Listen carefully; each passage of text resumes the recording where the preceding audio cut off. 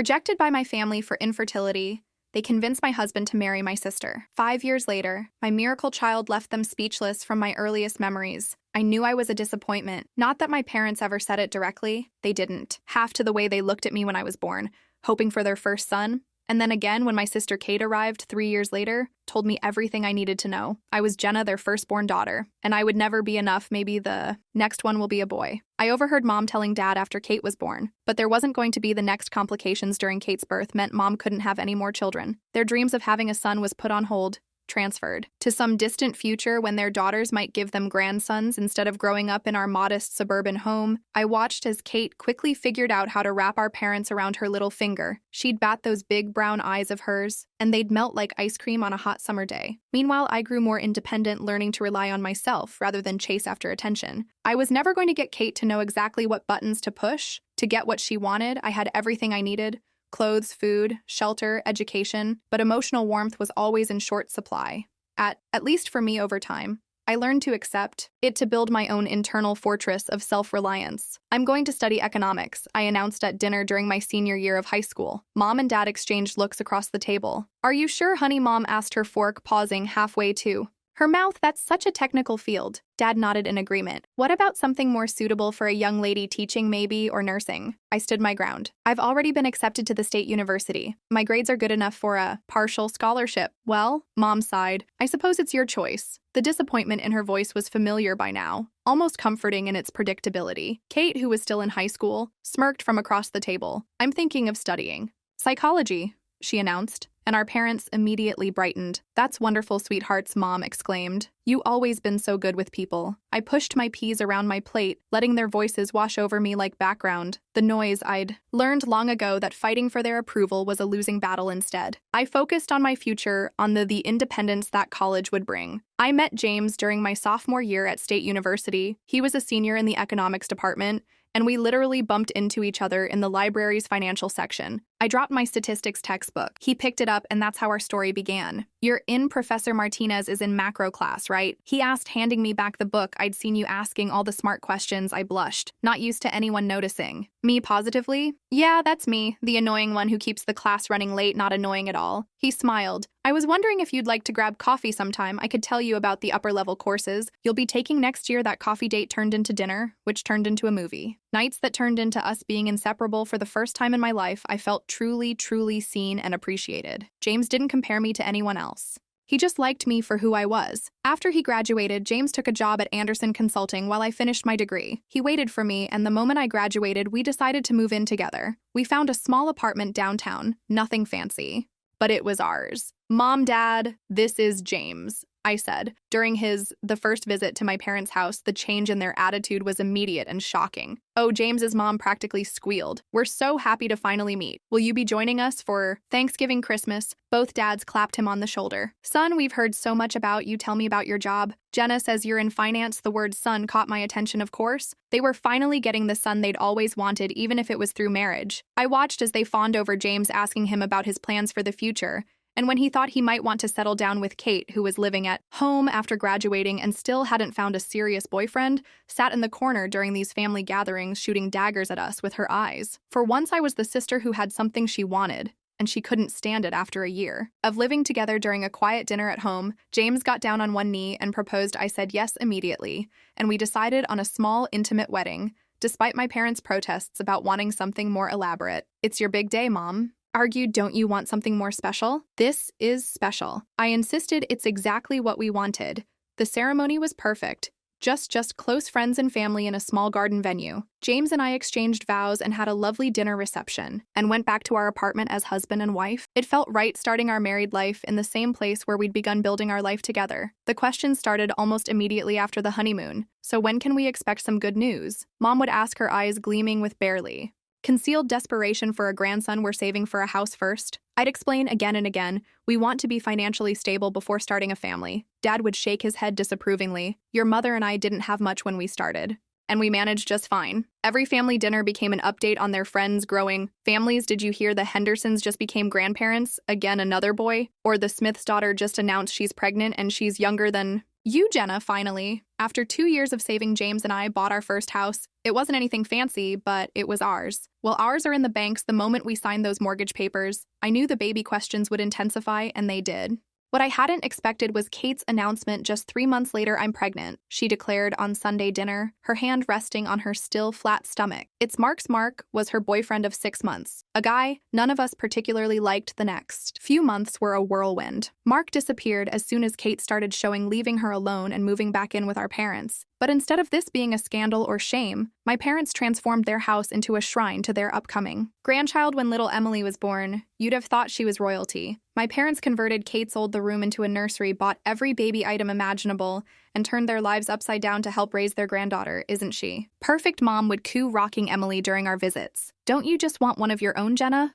What hurt more than my parents? Constant pressure was watching James with Emily. He'd get down on the floor to play with her, make silly faces, and spend hours entertaining her with stuffed animals and children's books. James is such a natural with children, Mom would say pointedly. He's going to make such a wonderful father. I started monitoring my cycle, taking vitamins, and doing everything the pregnancy websites recommended month after month. We tried, and month after month, nothing happened. Meanwhile, James spent more and more time at my parents' house playing with Emily. She's such a sweet kid, he'd say on our drives home. Did you see how she's starting to walk now? And she almost said, Uncle, today, you're so good with her. My mother would praise him. Just imagine how wonderful you'll be with your own children. I'd smile and nod, but inside a knot of anxiety was growing. Why wasn't I pregnant yet? What if something was wrong? But I pushed these thoughts aside, telling myself it would happen when it was meant to happen. After a year of trying with no success, I was still trying to stay positive about these things. Take time, I'd tell myself. But when Mom found out we'd been actively trying for a year, she went into full panic mode a whole year. Jenna, something's wrong with you. Need to see a doctor immediately. She started forwarding me the contact information for fertility specialists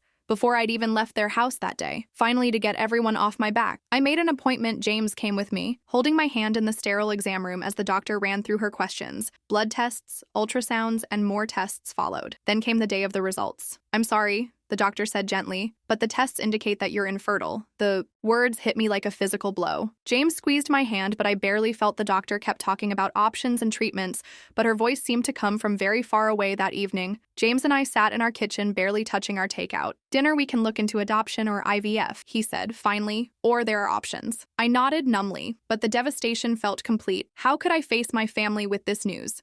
The answer came at the next family dinner. I decided to just get it over with, like ripping off a Band-Aid. Mom. Dad, I said during a lull in the conversation, I need to tell you something. I took a deep breath. I can't have children. I'm infertile. The silence that followed was deafening. Then Mom's face contorted with disgust. Infertile. She spat the word like it was poison. What kind of woman can't even do the one thing she's meant to do? Dad wouldn't even look at me, an empty vessel. He muttered, just an empty flower. Kate sat there smirking, bouncing Emily on her knee. Well, I guess we know who the real woman in the family is. I looked at James, desperate for support, but he just sat there staring at his plate. The tears came then, hot and unstoppable. I pushed back from the table and ran out of the house, ignoring their calls behind me. After that night, I couldn't bring myself to go back to their house. But James kept going, spending time with Emily and chatting with Kate. Listening to my parents, he'd come home full of stories. Emily learned a new song. Today he'd say, you should have seen her dancing around the living room, or Kate made this amazing loss. She's really getting good at cooking. Each word felt like a knife in my heart. I'd lie awake at night listening to James's steady breathing beside me, wondering if he resented me for not being able to give him children. The guilt ate at me, constantly made worse every time he came home from another visit to my parents' house, with that wistful look in his eyes after playing with Emily. It was a regular Tuesday when my world fell apart. I came home early from work, my arms full of Chinese takeout, James's favorite, but the house was empty and dark. His car wasn't in the driveway, which wasn't unusual, but something felt off. I called his cell, no answer, called again, straight to voicemail. Then my phone buzzed, a notification from Instagram. Kate Thompson posted a new photo. I usually ignored her posts, but something made me click this time. My stomach dropped as the image loaded. James sitting on my parents' couch, Emily in his lap, and Kate pressed against his side, all three of them grinning at the camera. The caption read, family time with my favorite people. My hands were shaking as I grabbed my car keys. The rational part of my brain tried to argue that there could be an innocent explanation, but my gut knew better. The whole drive to my parents' house, my mind raced through every interaction between James and Kate over the past year, seeing them in a horrible new light. Their driveway was full of Mom's car, Dad's truck, James's sedan. The door was unlocked as always. I slipped inside quietly, my heart pounding so hard I thought it would burst. From my chest, voices drifted from the living room. James, you know we think of you as a son already, my mother was saying, and you deserve to be happy. You've been so wonderful with Emily, my father added, and Kate, well, she's young and fertile. You could have more children together? Think about it. My mother continued, why stay trapped in a marriage? She lowered her voice, but I could still hear the disgust of barren woman. I couldn't breathe. This couldn't be happening. I burst into the room, making them all jump. The scene was like something from a nightmare. My parents and sister on one couch,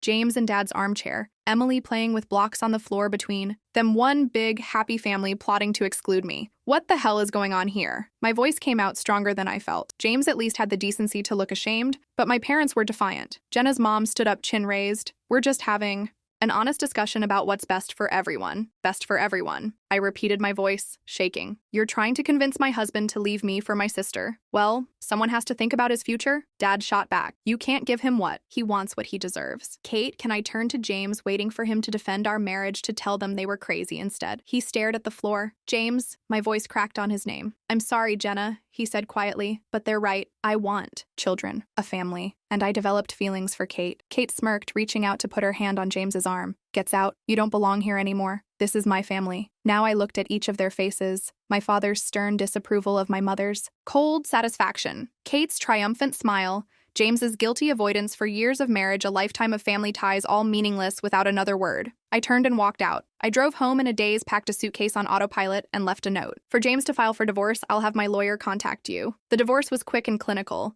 We split everything down the middle. I founded the small apartment across town and threw myself into my work, trying to forget. But social media had other plans. One morning, my coworker gasped at her phone during coffee break. Oh my God, Jenna, I'm so sorry I forgot to unfollow your sister. She tried to hide her screen, but I'd already seen it. Kate in a massive white dress, James in a tux, my parents beaming beside them. It's fine, I said, even though it wasn't. I hope they're very happy together. A year later, another announcement popped up. Welcome, baby Rose. My replacement had produced the daughter they'd always wanted. James now have his perfect little family, Emily, whom he'd adopted, and his new baby with Kate. I deleted all my social media accounts that day. Life has a funny way of surprising you, though. I was shopping for groceries one Saturday when my cart collided with someone else's. I am so sorry, a deep voice said. I looked up into the kindest brown eyes I'd ever seen.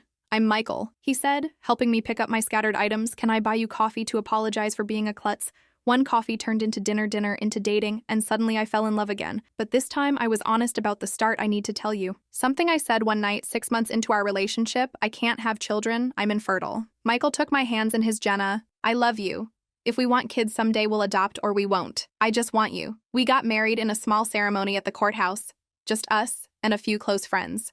No family drama, no expensive dress, no expectations. Just love. A year into our marriage, I started feeling strange and nauseous in the mornings, dizzy at odd times. Michael insisted I see a doctor, Mrs. Chen, the doctor said, looking at my test results. Congratulations, you're pregnant. I stared at her. That's impossible, I'm infertile. I have the tests to prove it. She smiled gently. The human body is mysterious sometimes. Despite all odds, pregnancy occurs even in cases of diagnosed infertility. It's rare, but it happens. Michael and I cried together that night. Tears of joy, of disbelief, of hope. I didn't tell my family they'd lost the right to share in my happiness. 9 months later, I held my son in my arms. 7LB60 of perfect, beautiful boy Michael, and I named him Alexander. Defender of mankind, looking at his tiny face, I felt nothing but pure love. No bitterness, no regret, no anger. Life had settled into a beautiful rhythm. Alexander was thriving. Michael was the perfect father, and I had everything I'd ever wanted. We rarely ate out, preferring quiet family dinners at home. But that night, Michael had gotten a promotion, so we decided to celebrate at Lamb Zone, an upscale French restaurant downtown. That's when I saw them. At first, I thought I was imagining things. But no, there was Kate, my sister, locked in an intimate embrace. With a man who wasn't James, they were tucked away in a corner booth, but not well enough hidden. She was running her fingers through his hair, kissing him deeply, completely oblivious to the world around them. My hand shook as I pulled out my phone and discreetly took several photos. The lighting was dim, but the pictures were clear enough. There was no mistaking what was happening. Jenna, Michael touched my arm. Are you okay? You've gone pale? I showed him the photos. That's Kate with someone who isn't her husband. Michael's jaw tightened. He knew our whole history, knew what Kate and James had done. To me, are you going to send those to him? My finger hovered over the send button. It would be so easy to one click and I could blow up their perfect the little family just like they'd blown up mine. But no, I said finally, saving the photos to a secure folder instead. I'm better than them. A year passed. Alexander was growing into a brilliant, beautiful little boy with Michael's kind eyes and my stubborn chin. We were visiting a friend who lived in my old neighborhood, something I rarely did, and decided to take advantage of the nice weather by walking to a nearby park. That's when it happened, just our luck, as we rounded the corner by the local supermarket there. They were Mom, Dad, Kate, and James loading groceries into their car. They saw us at the same moment we saw them. Their initial reaction was to turn away, noses in the air, pretending we were strangers. But then their eyes fell on Alexander, who was holding my hand and chattering away about the toy truck he'd brought to play. With at the park, Mom stopped dead in her tracks. Who is this? I could have ignored them, should have probably, but something made me stop. This is my son, Alexander. My voice was steady, calm. Kate let out a harsh laugh. Oh, please, we all know you can't have children? Which agency did you adopt him from? I looked her straight in the eye, enjoying the moment I gave birth to him 3 years ago. Or no adoption agency involved, that's impossible. Mom sputtered. The doctor said the doctors were wrong. I cut her off. It happens, sometimes rare, but it happens, and here's the proof. I gestured to Alexander, who was watching the strangers curiously. Dad's eyes went wide. A grandson. We have a grandson who moved toward us. Then Mom's arms outstretched like she had every right in the world to embrace my child. I stepped in front of Alexander protectively. No, I said firmly. You don't get to do this. You don't get to throw me away like garbage and then claim my son as your grandson. You lost that privilege when you betrayed me. Kate's face had turned an ugly shade of red as she watched our parents' attention focus on my son. She'd always been the favorite after I was cast aside, and she couldn't stand seeing that shift. Oh, get over yourself, Jenna, she spat. So you managed to pop out one kid. Big deal. I still won in the end. I got your husband. I gave him a real family. 2 beautiful daughters, face it. I'm still better than you'll ever be. My hand was already on my phone before she finished her rant. Speaking of family, Kate, why don't you tell everyone about your extracurricular activities? What are you talking about? James asked, his eyes narrowing. I pulled up the photos from the restaurant and held out my phone. Here's your loving wife having dinner with someone else. Though I have to say, Kate, most people don't eat their dinner companions' faces. The color drained from Kate's face as James snatched the phone from my hand. Mom and Dad crowded around to look at, their mouths falling open in shock. Who is he? James demanded, his voice shaking with rage. Kate stammered, Chike, hin, just a friend from work. Friends don't kiss like that, I observed coolly, and they certainly don't meet in dark corners of expensive restaurants while their spouses are at home with the kids. Kate, how could you? Mom gasped. After everything, what I couldn't help but laugh after you helped her steal my husband. After you threw me away because you thought I couldn't have children? Karma's quite something, isn't it? James and Kate were now screaming at each other right there in the parking lot. Come on, sweetie, I said, Alexander taking his hand. Time to go home. We left them to their chaos. My son chattering happily about the park we were heading to, a completely oblivious to the nuclear explosion. We just walked away from a month later. The community grapevine brought me the rest of the story. James is suspicious after discovering Kate's affair had gotten himself tested. Turned out he was the one who was infertile, had been all along, which meant baby Rose, the daughter Kate claimed was his, couldn't possibly be. He left her, immediately refusing to pay support for either Rose or Emily. Kate moved back in with our parents, her perfect life in shambles. They all tried reaching out to me. After that, calls, emails, even showing up at our house unannounced. Please, Jenna, Mom begged through the door. We made a terrible mistake. Let us be part of Alexander's life. He's our only grandson. You should have thought about that before you called me an empty vessel, I replied calmly. Actions have consequences. Michael supported my decision completely. Family isn't about DNA, he said one night as we watched Alexander playing with his blocks. It's about love, respect, and loyalty. They showed you none of those things. He was right, of course, looking at the family now, my wonderful husband who loved me, regardless of whether I could have children, my miracle son who proved all the doctors wrong, our home filled with laughter and joy. I knew I had everything I needed. Sometimes the family you're born into isn't the family you're meant to have. Sometimes you have to build your own with people who choose you back. I chose Michael and he chose me. We chose Alexander and he chose us right back with his first smile, his first word, his first steps. That's what real family means, and I wouldn't have it any other way.